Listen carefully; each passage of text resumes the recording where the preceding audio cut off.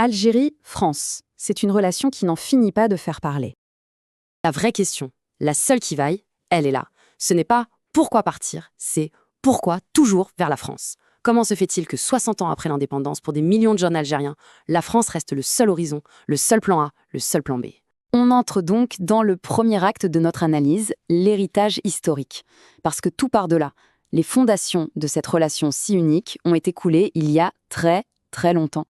Pour bien saisir ce lien, je vais proposer une métaphore. Imaginez que la France et l'Algérie sont deux appartements dans un vieil immeuble. Sauf qu'à l'origine, ce n'étaient pas deux appartements, mais un seul, un immense logement. Et c'est la même entreprise qui a installé toute la plomberie, tous les circuits électriques. Tout est interconnecté, tout communique. Parce que c'est ça la clé.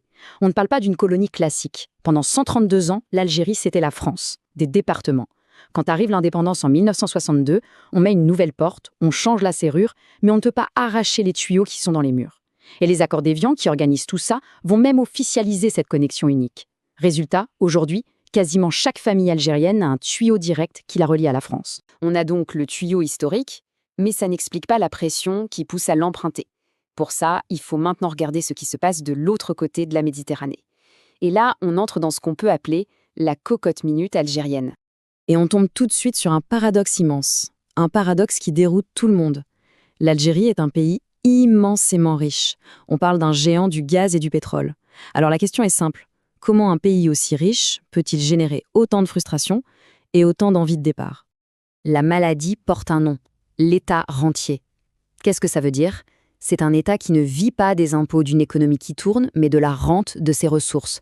En gros, il vend son gaz au monde, il encaisse les pétrodollars, et avec cet argent, son but n'est pas de développer le pays. Son but, c'est d'acheter la paix sociale. Le mécanisme est simple. L'État subventionne tout à l'intérieur du pays. Le pain, le lait, l'essence. Il crée des millions d'emplois publics, souvent peu productifs. L'objectif est que chacun ait un minimum pour vivre et surtout pour rester tranquille. Le problème, c'est que ce système empêche toute véritable économie de se développer. Le pays est en quelque sorte sous anesthésie économique. Sauf qu'en même temps, il y a une véritable bombe à retardement démographique. 70% de la population algérienne a moins de 30 ans. C'est une jeunesse immense, éduquée, connectée au monde entier via les réseaux sociaux et qui a de l'ambition. Et cette jeunesse se heurte à un mur. Ce système anesthésié n'a aucun vrai projet, aucun vrai travail à lui proposer. On touche ici au cœur du réacteur. Ce qui pousse les gens à partir, ce n'est pas d'abord la pauvreté. C'est un mot algérien très fort, la ogra. C'est l'humiliation, le sentiment d'être méprisé, l'injustice, la frustration de voir son diplôme ne servir à rien et son avenir confisqué. Cette ogra, cette humiliation collective, elle a explosé à la face du monde en 2019 avec le Hirak. Des millions de personnes dans la rue avec des slogans d'une lucidité incroyable, comme celui-ci: « Vous avez mangé le pays, rendez-nous notre avenir ». Tout est dit. Mais le Hirak a été étouffé, et avec lui, une grande partie de l'espoir de changer les choses de l'intérieur s'est évaporée. Or, quand l'espoir meurt, la pression dans la cocotte minute devient intenable. On arrive au troisième et dernier acte. On a la pression dans la cocotte minute, et on a le vieux tuyau qui mène vers la France. Mais il manque une pièce au puzzle. Pourquoi le système algérien laisse-t-il ce tuyau grand ouvert?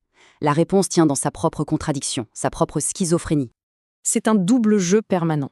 D'un côté, pour le peuple, il y a le discours officiel, la France c'est l'ennemi, l'ancien colon, la source de tous les problèmes, mais de l'autre côté, il y a la réalité des élites de ce système. Et là, on fait ses affaires en français, on envoie ses enfants étudier à Paris, on achète des appartements sur les avenues chics, et on va se faire soigner au Val-de-Grâce.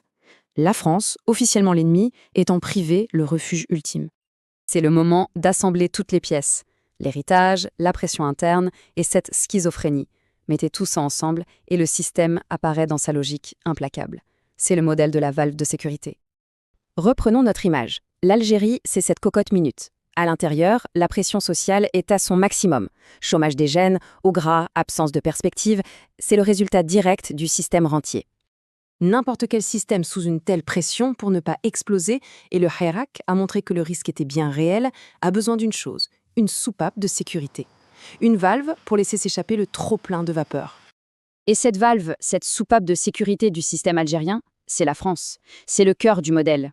Le régime assure sa propre survie en organisant la fuite de sa jeunesse la plus frustrée et de ses opposants. Il exporte ses problèmes sociaux vers l'ancien colon. La stratégie est cynique mais redoutable. Non seulement il se débarrasse de sa bombe démographique, mais en plus, il peut continuer à accuser la France d'être la cause de tous ces maux. On comprend alors que ce qu'on appelle l'immigration est en fait, vu de l'autre côté, une gestion de crise externalisée, une codépendance toxique qui piège les deux pays.